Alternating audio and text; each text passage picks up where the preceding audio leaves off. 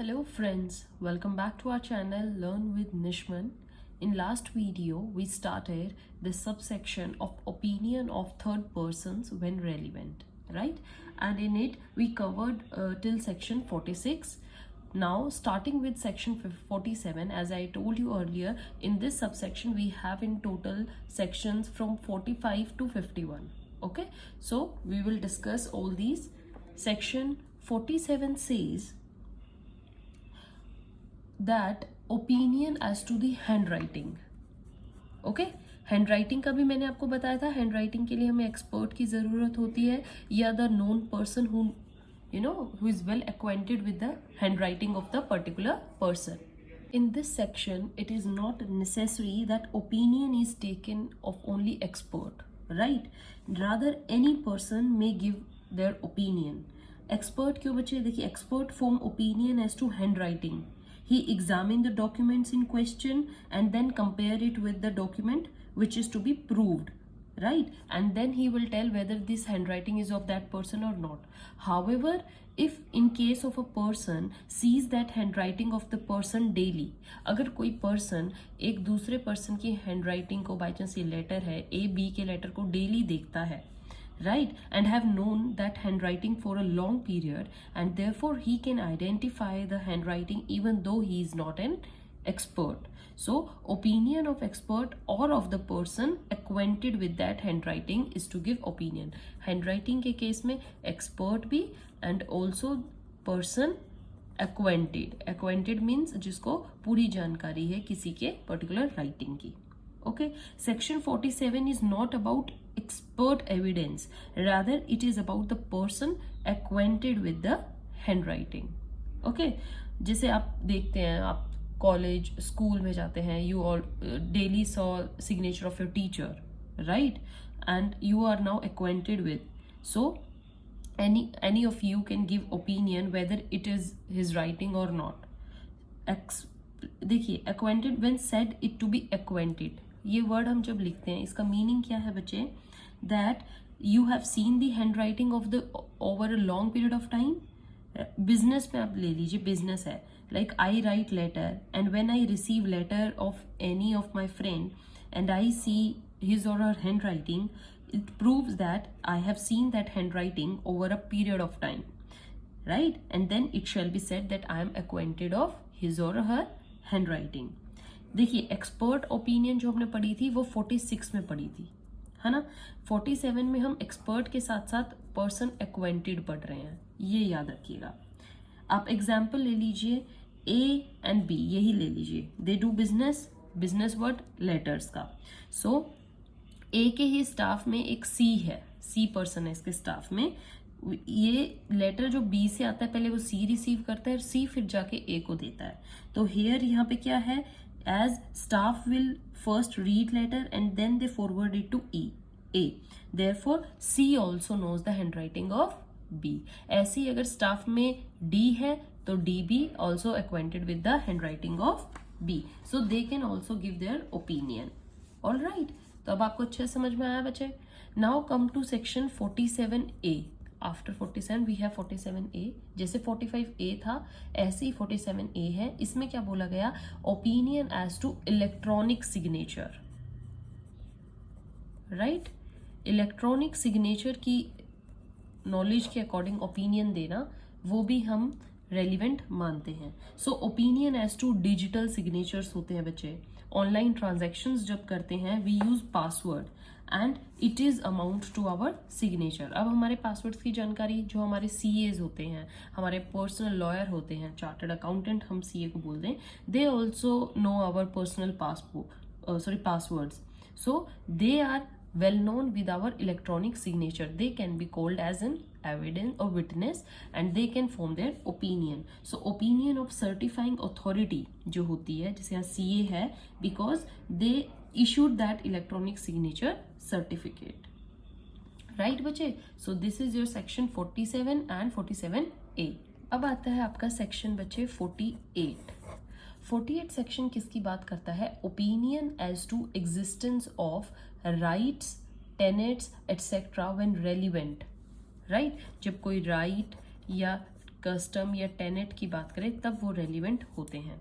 देखिए आप एक एग्जाम्पल देखिए, if old man is alive, एक पर्टिकुलर क्वेश्चन अराइज होता है, दिस इज लैंड और ये चारों तरफ से ऐसे बार्ब्ड वायर से बाउंड्री बनाई गई है बच्चे, और इसके साइड से एक रोड जा रहा है, दिस रोड है ना, only this is left for the transport. अब इस पे क्वेश्चन अराइज होता है कि ये पर्टिकुलर रोड किसका है, किसे बिलोंग करता है। तो बाय चांस इस टाइम के कोई ओल्ड मैन अलाइव होता, जिंदा होता, he as he is aware of customary practice, शुरू से क्या प्रैक्टिस चली आ रही है, so old man will give his opinion to the court that there is public right on this land or not. वो बताएगा कि इस लैंड पर पब्लिक राइट था या नहीं था। सो राइट और टेनेंट्स की जब बात होती है तो हमें उस पर्टिकुलर पर्सन की ओपिनियन लेनी पड़ती है जिसको उसकी लॉन्ग टाइम से जानकारी है, राइट। तो आपने डिफरेंस देखा हो, हमने एक 32 डाइंग डिक्लेरेशन किया था। 32 में क्या था बच्चे, only difference between 32 clause 4 and here 48 is that person who had knowledge, यहाँ पर ही इज डेड, राइट, एंड 48 में क्या है, दैट पर्सन इज अलाइव। तो the person who had knowledge is dead after giving the statement, वो मर चुका है। And in section 48 the person who has knowledge is alive and he can give his opinion in the court. तो यहाँ पर 48 में उसकी ओपिनियन मानी जाएगी और 32 में वो डाइंग डिक्लेरेशन मानी जाएगी, right.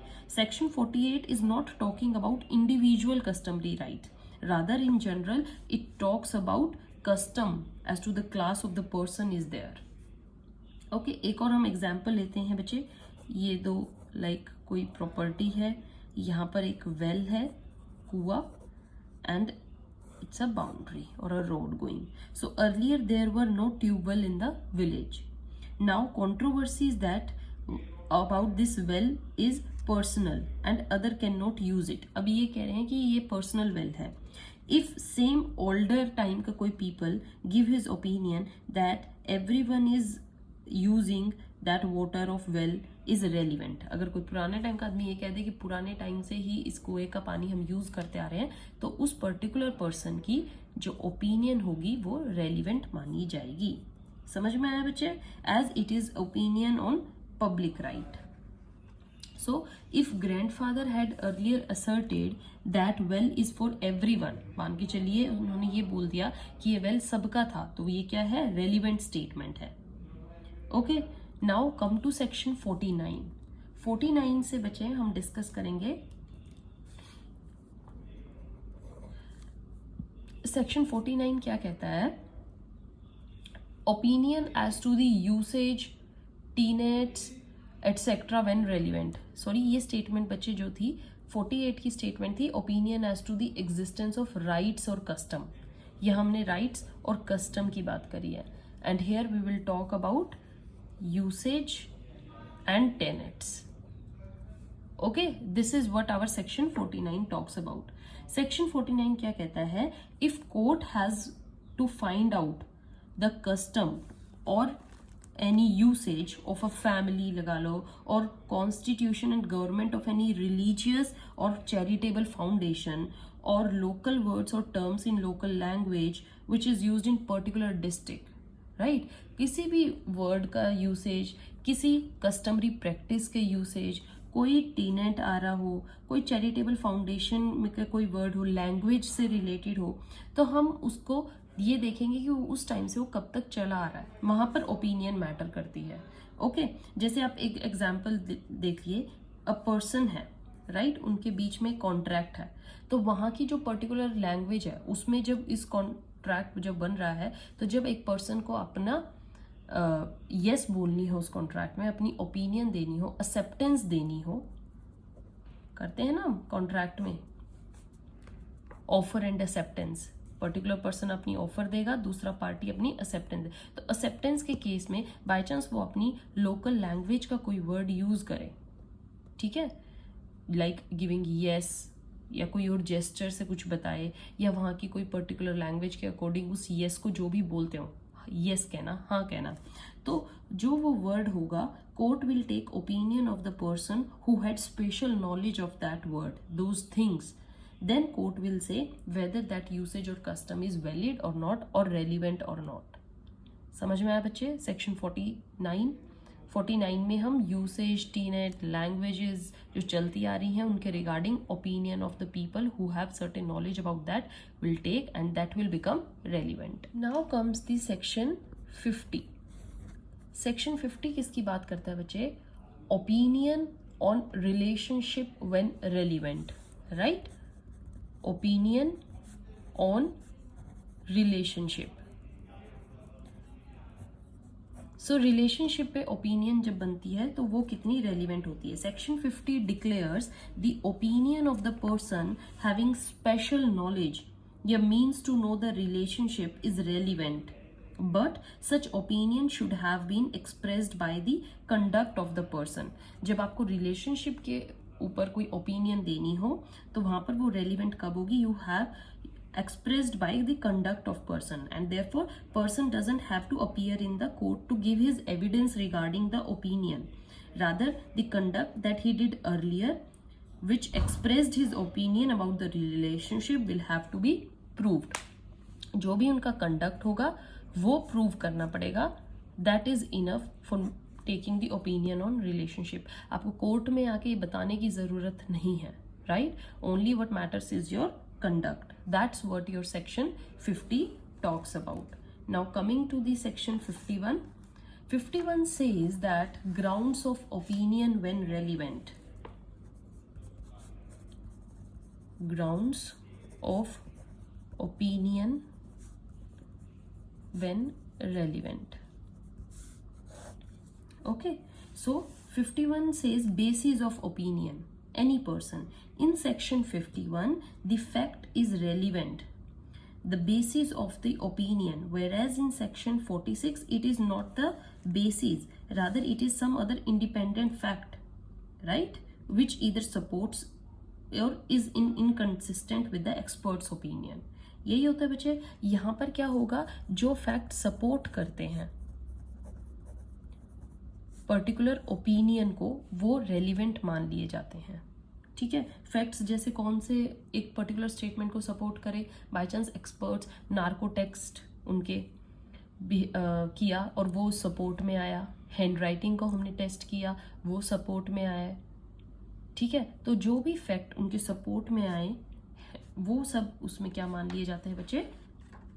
Relevant, right? Postmortem report हो वो रेलिवेंट मान ली जाएगी, राइट? सिग्नेचर किसी के वो रेलिवेंट मान लिए जाएंगे. फोटोशॉप या फोटो स्कल सुपर इम्पोजिशन, वो ballistic report, footprints report. There are so many examples. Those जिन ग्राउंड्स पर वो सपोर्ट दें उनको हम रेलिवेंट मान लेते हैं. So for today this is enough.